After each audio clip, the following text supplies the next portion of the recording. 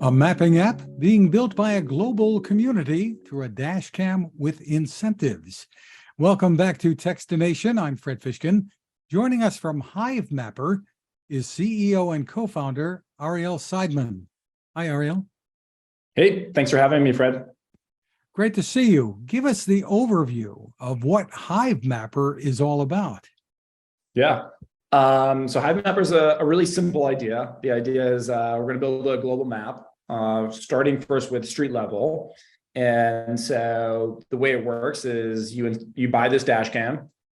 It's a dash cam that looks and smells like many other dash cams in the world. But it has this kind of special capability where it will automatically collect the imagery and then automatically transfer all that imagery back to Hivemapper. So we can then use that imagery to transform it into mapping data. That mapping data is then packaged up and sold to businesses through these mapping APIs that we'll talk about in a moment. And the really cool part about this is saying, look, if you're going to buy this dash cam and help us build this global map, then you can effectively earn this cryptocurrency of ours called Honey, which effectively gives you ownership in the underlying map in many ways. And so what it's basically saying is, like, this data that we're all going and collecting and contributing, it's actually quite valuable, right?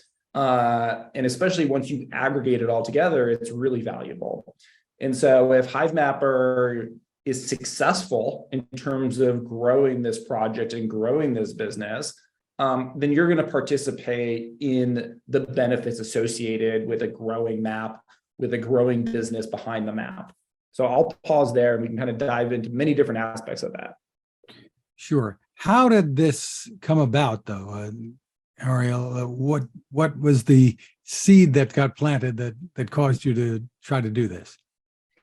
So I'm an old school mapping guy. So really my first job out of school back in like 2005 and 6 timeframe was a company called Yahoo. At that time, it was a really fun place to be working because Yahoo and Google were still neck and neck competing aggressively with one another in things like search and maps and so forth. And so what I started to see was that this is around the 2005, 6, 7 timeframe, that Google was going out there and collecting its own data for the purposes of mapping.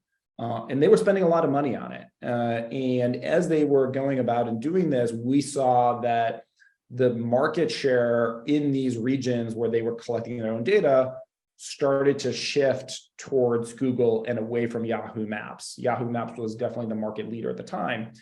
And so, as one of the people responsible for maps and local data and stuff like that, it was deeply frustrating. And so we went to the Yahoo management at the time, the CEO, and said, look, we need capital to go invest in collecting all this data. And I forgot what it was like. We asked for like $250 million, something like that. And we got like 20 million. And it was like, what are you going to do? Like, you map like, part of California and then call it a day? Like, that's not serious. And so I started to realize just like, how expensive it was to build maps. And given how expensive it was, what that probably meant was there going to be very, very few companies that could afford to do it at the scale on a global level, or very few governments that would be willing to put up those kinds of funds. And so I was like, geez, what this really means is that there's going to be a monopoly or a quasi-monopoly, just given how expensive it is. And so I've kind of been on this like lifelong journey now of saying, okay, if you can dramatically cut the cost of actually building this mapping data, then you're onto something, right? Because in many ways, that's Google's Achilles heel, is because it's so expensive, even for them, they are not able to build the kind of global coverage that you would imagine, right? The maps in Lagos, Nigeria, and Manila, and even Brazil are far inferior to the maps that we have here. And then the other aspect of this, when I say here, I mean the United States. And then the other aspect of this is that the ability to maintain the map and constantly be updating it and refreshing it that's also very expensive. And we could talk more about that in terms of just like the cost difference of those two. So step us through the consumer or customer experience here. They buy a dash cam from you. Does it operate like a regular dash cam that they might come to expect? And step us through what happens next. Yeah, so I'll take you through like the general flow, and then we can talk a little bit about the two dash cams that we have and how they're a little bit different based upon who you may be as the buyer of that dash cam and why you may choose one versus the other. Okay, so the basic idea is that you buy the dash cam, we ship the dash cam out to you. You unpack it from the box. It takes about 10 to 15 minutes to set up. And then connect it to our app that is on iOS or Android. So you then download the app, you connect it to the dash cam. And so what that does is that makes sure that all of the imagery that the map needs is offloaded from the dash cam to the app. Okay.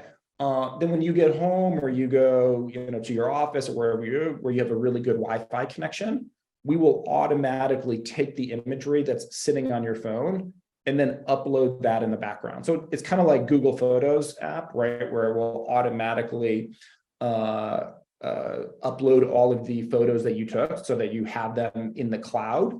The same concept it applies here. It takes all the imagery was collected from your dash cam that moved over to your app, and it'll automatically upload them to the Hivemapper cloud so that we can actually start beginning processing them. And then what we tell people is say, look, just drive. Like, sure, you could try to optimize your routes and so forth. And maybe we provide some tools for that later on. But the best thing to do is just like drive, right? And just let this thing do its thing in the background and don't worry about it too much. And so because we really want the experience to be very passive, right? If you're like an Uber driver or a DoorDash driver or whoever you may, or if you just like me and I just, drive to work and do errands and stuff like that, I don't want to like be worrying about this thing, right? I just want to like go about to like, meet up with friends at a restaurant or, go here for dinner or whatever it is. This is like not something I want to be cognizant of or taking care of on a regular basis. The other thing is we don't want more cars out on the road, right? There's already enough cars out on the road. And we just want people like, doing what they normally do. Cam, there's another one called the Hivemapper Dashcam S. The Hivemapper Dashcam S is, from a features and capability perspective, a great dash cam, right? So there's a lot of people who buy dash cams, especially like Uber drivers and Lyft drivers and so forth. And the reason they buy it is because if they get into an accident, they need to be able to prove that they were not the one at cause or they're not liable for it, because otherwise their insurance rates will rocket up. And if their insurance rates rocket up, that reduces their monthly earnings. So it's a big deal. So that one, the Hivemapper Dashcam S, is great because it records video and it collects imagery for the purposes of mapping. So it's kind of dual purpose. The Hivemapper Dashcam device can do that, but you have to buy a separate USB stick and then stick that stick into the dash cam. And then it'll function as a great dash cam, as well as a great mapping device for the purposes of mapping on the Hivemapper network. Tell me about the reward system that you've developed here and how that works. Yeah. So there's this thing called Honey. Honey is Hivemapper's cryptocurrency. And the idea here is that we want to reward people relative to their contributions. And we want that system to be transparent and fair and meeting, and it's really aligned towards the objectives of what the customer cares about. So and what do I mean by that? The customer who's buying this mapping data, they're the ultimate decider in many ways of what's important, right? If you can't build a mapping data product that they care about, then then the project's not going to work, quite frankly. And so what do customers care about? They care about coverage. They care about quality, right? Is the quality of the data that's being collected here up to the level that I need in order to use it, for my purposes. And I'll speak more about that in a moment. And then freshness. How frequently do you see a very specific, if they're looking to potentially buy commercial real estate and they go on something like Google Street View, generally speaking, that Google Street View image will be anywhere between 10 to 36 months, maybe even longer in some locations of the world, 48 months old, right?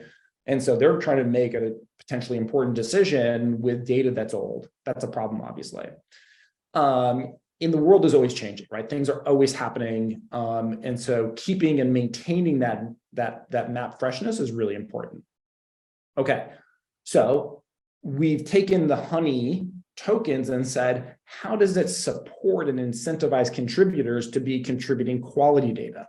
So for example, if your mount is not well positioned, you're seeing too much of the sky or you're seeing too much of the hood of the car when you mounted it, and we obviously guide you through this so you can get a good mount, then that's going to be a problem. And you're not going to be rewarded as much as somebody who has a good, clear mount, so they're generating high quality imagery, as an example. The other thing is coverage.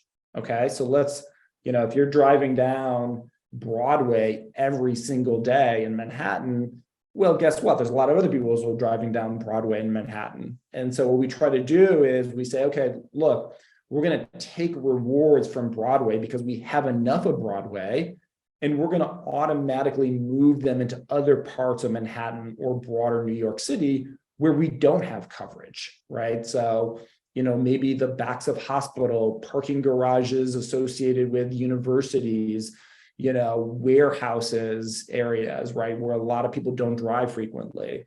So in order to get that full coverage, the incentives may move to various other locations within your region. And then freshness, right? So what we basically say is, okay, there's a map tile.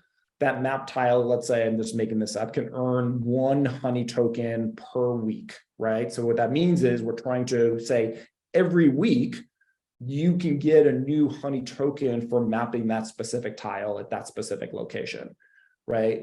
If you're doing it every single day, you're not going to earn as much. But if you're doing it every week, great, then that's an opportunity to encourage that freshness aspect of it.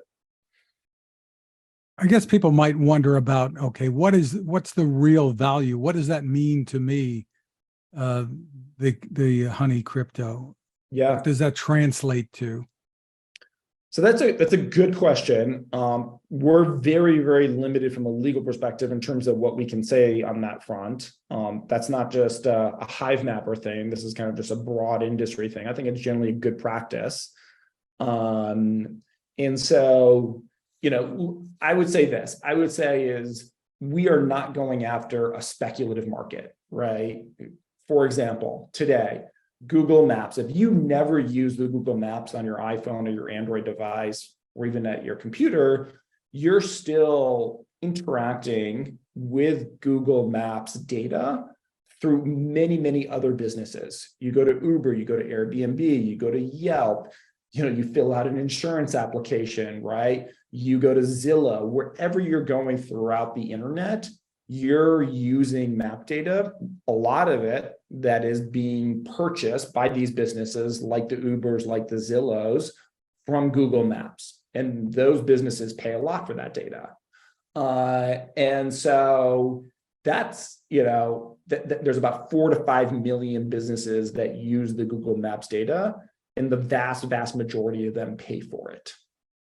And so that's really the market that we're going after. And so, literally billions of people use maps in some form or fashion on a monthly basis. So as the map grows and builds more coverage, gets that freshness up there and does it cost effectively, then we're building something that we think is quite valuable to businesses that are willing to pay real dollars and real revenue for the access to the mapping data that we're building.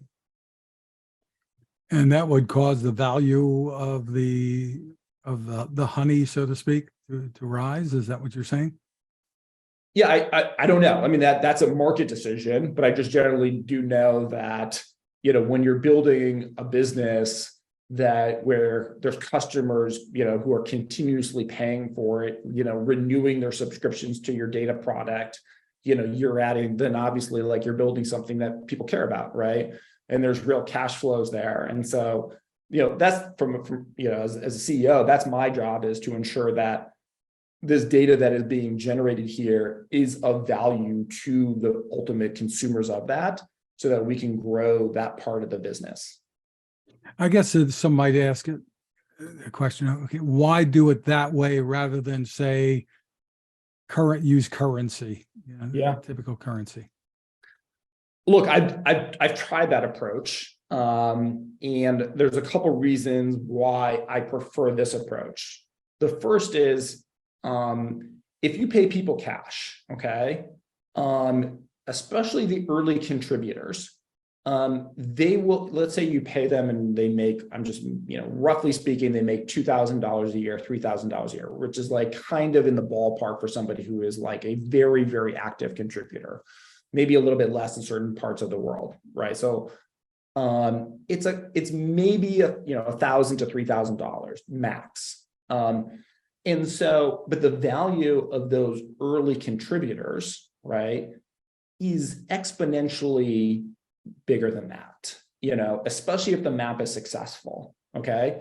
And so if the map is successful, and so let's say the map ultimately, has 5 million businesses using it, it's being used by, 1 billion plus consumers, it's generating real revenue and stuff like that.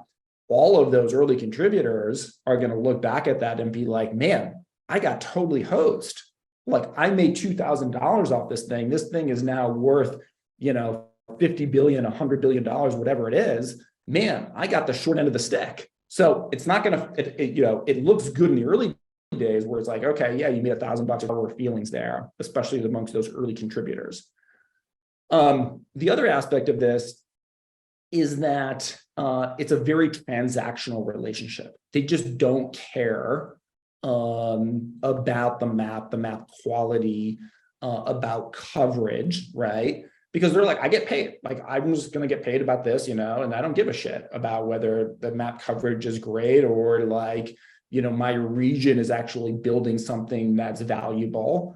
But if you feel that sense of ownership of like, look, what the customer cares about, because that's the only way that we're going to build something that is important here, then that's good for the business. I think that's good for, many of the contributors are also looking or on the, talking to their friends of friends, family, whatever it is, and saying, look, do you guys see yourself as a potential customer? So they're almost like also acting as business development, getting the word out there, because ultimately they want customers to be using all the map data that they create.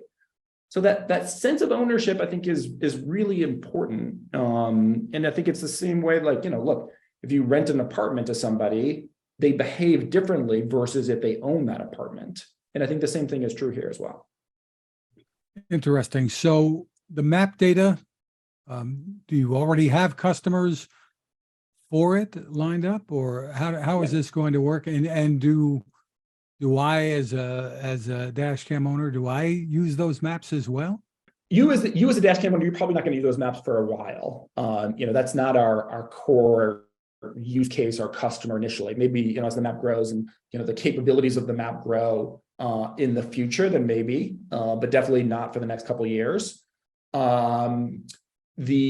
Yes, so there are customers for the mapping APIs that we're building. The supply is what the contributors are creating, is the product. And so, it would almost be like going into like a Whole Foods, right, or a Walmart, and you could build the nicest Walmart or the nicest Whole Foods, but if those shelves aren't stocked with actual groceries, then there's nothing to buy, right? And so the way that we actually build something that customer can buy is through all these contributors out there in the world helping build and grow the map. But I would like to just kind of go back to the question of like why not use currency? I think it's a really important question that you asked. The other method that a lot of people in the mapping industry have used is contributing, basically crowdsourcing, but for free, where the labor, the people who are actually contributing to the map, editing the map, is free. And I think that's wrong. And I'll just give you one example of why I think that's wrong, and then we can talk about it more if you're interested, is Waze, right? So Waze had two parts of it. Phone, we downloaded the Waze app, we're driving around, we're contributing into that, right? We're also saying, hey, there's an accident here, there's a police, guy over there, watch out. And then there's another part of Waze where there's these map editors. There's about 20 or 30,000 of them all over the world, sitting behind a computer and tediously editing a map, right? So they're saying is, hey, this is a street over here is a one-way street. The name of the business over here is, Leo's Pizza, all that kind of stuff. And when Waze was acquired by Google, I think it was for about $1.2 billion or something like that, the investors made out really well, as they should. They took a risk. The employees made out, as they should. But all of those contributors who did all of this really incredible work for free got nothing. And I think that's wrong, right? I think that without these people, there's no map data. And without any map data, you don't have a product. And historically, that's the way that it's been in the mapping industry, is you just kind of assemble, these mapping geeks. I'm one of them. I'm a hardcore mapper. And then, you kind of ask them to do things for free. And, when it actually gets built up and it's really valuable, none of those people actually get very much in return, if anything. Interesting. So for more information and maybe for people to jump in, where should they go? Yeah, you should check out Hivemapper.com. You can learn all about the project there. You could learn about other people who are contributing to the project. So that's the place where you could start. If you want to go one level deeper, we have a Discord community where you can ask questions of other members of the community. There's also some Hivemapper employees there who are always, you can ask questions from them as well. So that's kind of that next level of detail and questions if you really want to get involved in the project. Terrific. Again, it's hivemapper.com. Ariel Seidman, thank you for spending time with us. Thank you.